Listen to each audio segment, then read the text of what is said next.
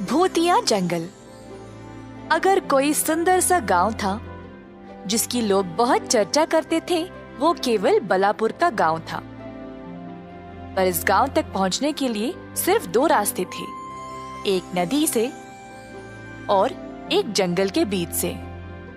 बलापुर के गांव में बाहर से ज्यादा व्यापार नहीं होता था, तो रजोल नामक एक आदमी गांव में बहुत सारी चीजें लाता था बेचने के लिए दुगने दाम पर। गांव के लोगों के पास और कोई रास्ता नहीं था, क्योंकि वहाँ और कोई व्यापार नहीं करता था। कोई ये नहीं सोचता था कि यह कहाँ से चीजें लाता था, और सब अनदेखा करके उसी से खरीद लेते थे।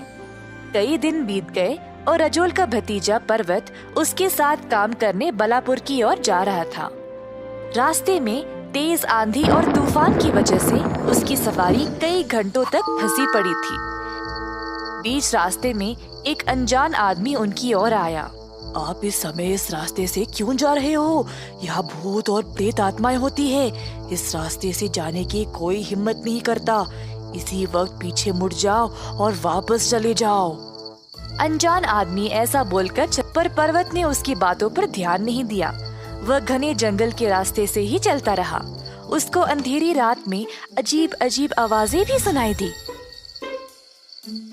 पर पर्वत बिना डरे बलापुर की ओर चलता रहा।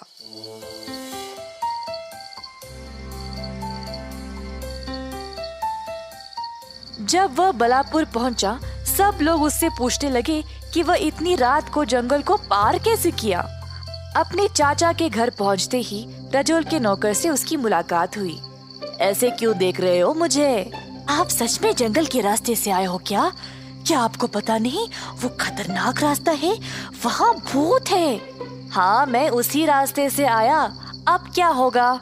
कई सालों से लोगों का ये मानना है कि उस जंगल में कोई डरावनी चीज है, इसीलिए रात के समय उस रास्ते से कोई नहीं जाता। कई लोग जिन्होंने अकेले यात्रा की है वे आज तक लापता है, इसीलिए सब लोग तुमको देखकर हैरान रह गए।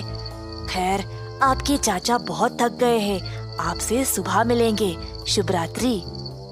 पर्वत नौकर की बात सोचते हुए सोने चला गया।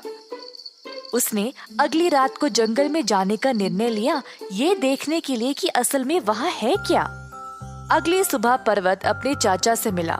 उन्होंने उसका अच्छे से स्वागत किया और पूछा कि वह इतनी रात को जंगल के रास्ते से आया क्यों। रजोल ने बोला कि वह कभी भी ऐसा ना करे। पर्वत अब और उत्सुक हो गया रात को जंगल में जाने के लिए। हुई रात और पर्वत गया जंगल में, जहाँ पर उसको फिर से डरावनी और अजीब आवाजें सुनाई दे रही थी। आवाजों का पीछा करते करते वह एक पेड़ के पास पहुँचा। पर्वत पेड़ के ऊपर चढ़ गया आसपास देखने के लिए। अचानक से उसने 4 आदमियों को सीधे चलते हुए देखा। एक आदमी संदूक उठाए आवाजें करते चल रहा था और बाकी के 3 बोरियां ले चल रहे थे।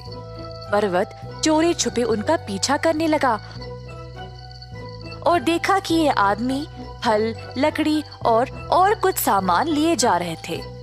पर्वत सोचने लगा कि यह आदमी जानबूझकर ऐसी आवाजें क्यों निकाल रहा था और उनका पीछा करना जारी रखा।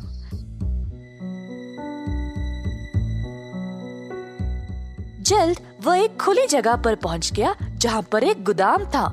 आदमियों ने सारा सामान इधर उतार दिया, पर उधर केवल 4 नहीं, बहुत सारे लोग काम कर रहे थे। अचानक से उसने अपने ही चाचा रजोल को देखा। रजोल आदमियों को आदेश दे रहा था और सारे काम को संभाल रहा था। रजोल के निकलने के बाद पर्वत ने धीरे से एक आदमी को अपने पास खींचा और चुप रहने को बोला। उस आदमी से पूछताछ करने पर पर्वत को पता चला कि जो आदमी लापता हुए वे सब यही थे। रजोल ने इन आदमियों को लापता किया और अपने फायदे के लिए उनसे काम करवा रहा था। उनको धमकी देकर जंगल में ही रख रहा था और गांव में उसने सबको बोला है कि इस जंगल में भूत और प्रेत आत्माएं हैं, ताकि इस गांव में और कोई न आए उसका कारोबार खराब करने। उस कारीगर की मदद से पर्वत ने सबको इकट्ठा किया और उनको बलापुर वापस ले गया। फिर सबके सामने उसने साबित किया कि उसका चाचा धोखेबाज है। गांव के लोग रजोल को पकड़ ले आए और उसको कठोर दंड दिया गया। पर्वत ने लोगों को समझाया कि गांव के लिए जरूरत की चीजें जंगल में ही मिल जाएंगे और अब गांव खुशहाल रहेगा। पर्वत ने अब इस कारोबार की जिम्मेदारी ले ली और उसको ईमानदारी से चलाने लगा। अंत में हर किसी ने सुखी से जीवन बिताया। जादू